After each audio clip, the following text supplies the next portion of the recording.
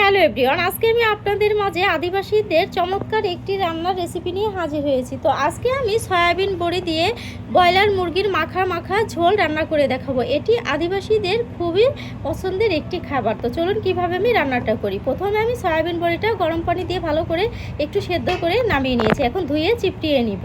তো তারপর আমি কড়াইয়ে দিয়ে দেবো কিছুটা সয়াবিন তেল, দিয়ে দেবো কিছুটা কেটে রাখা আলু। এইবার আলুটার ভিতরে দিয়ে দিব একটু স্বাদ মতো লবণ, দিব একটু কালারের জন্য হলুদ গুঁড়ো, দিয়ে আমি আলুটা ভালো করে একটু ভেজে নিব। এইভাবে নেড়ে চেড়ে হালকা আছে। যখন আমার আলুটা ভালো করে ভাজা হয়ে যাবে তখন আমি এখানে দিয়ে দিব আগে থেকে সেদ্ধ করে চেপে ধুয়ে রাখা সয়াবিন বড়িগুলো, দিয়ে আমি আলুর সঙ্গে ভালো করে এই সয়াবিন বড়িটা ভেজে নামিয়ে নিব।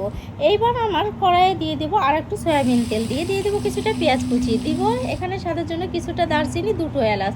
এখানে আমি বেশি তেমন কোনো মশলা ব্যবহার করব না। যখন আমার পেঁয়াজ এলাচ দারচিনিটা ভাজা হয়ে যাবে তখন আমি আগে থেকে বেটে রাখা আদা জিরা রসুনটা আমি দিয়ে দেবো। দিয়ে দেবো 1 চামচ হলুদ গুঁড়ো ও দিয়ে দিব একটু শুকনো মরিচের গুঁড়ো। একটু ঝালটা একটু বেশি বেশি দেবো, যেহেতু আদিবাসীদের ঝালটা কিন্তু ভীষণ পছন্দ।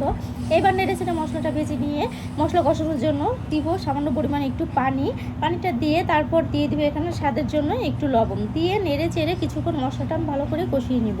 মশলাটা যখন ভালো করে আমার কষানো হয়ে যাবে তখন আগে থেকে ধুয়ে লবণ হলুদ মাখিয়ে রাখা ব্রয়লার মুরগির মাংসটা দিয়ে মশলার সঙ্গে আমি কিন্তু ভালো করে এই মাংসটা কষিয়ে নিব।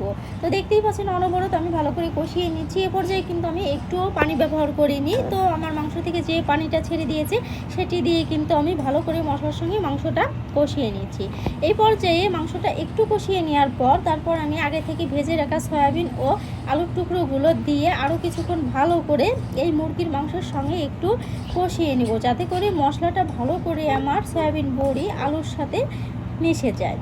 তো এ পর্যায়ে ভালো করে একটু কষিয়ে নেওয়ার পর আর একটু ভালো সেদ্ধ হওয়ার জন্য দিব সামান্য পরিমাণ কিছুটা পানি। তো আমি এই পরিমাণেই কিন্তু পানি দিয়েছি। এইবার নেড়ে চেড়ে কিছুক্ষণ জাল করে আমি মাংসটা ভালো করে আরও কিছুক্ষণ কষিয়ে নিব। তো দেখতেই পাচ্ছেন আমি কি পরিমাণ পানি দিয়েছি। এবার আমি কিন্তু চুলার আঁচটি একটু বাড়িয়ে ভালো করে এই পানিটা কিন্তু শুকিয়ে নেব। এই পানিটা শুকানোতেই কিন্তু আমার মাংস আলু সব ভালো মতো সেদ্ধ হয়ে যাবে। তো দেখতেই পাচ্ছেন কত সুন্দর মাশাআল্লাহ পারফেক্ট কিন্তু সেদ্ধ হয়ে গেছে আমার মাংসটা।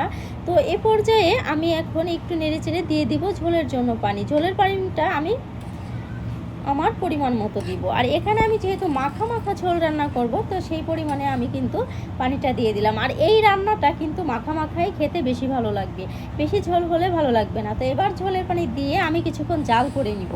তো দেখতেই পাচ্ছেন এই পর্যায়ে একটু নেড়েচেড়ে আমি লবণটা কিন্তু চেক করে নিব। তো আমার লবণটা কিন্তু পারফেক্ট হয়ে গেছে।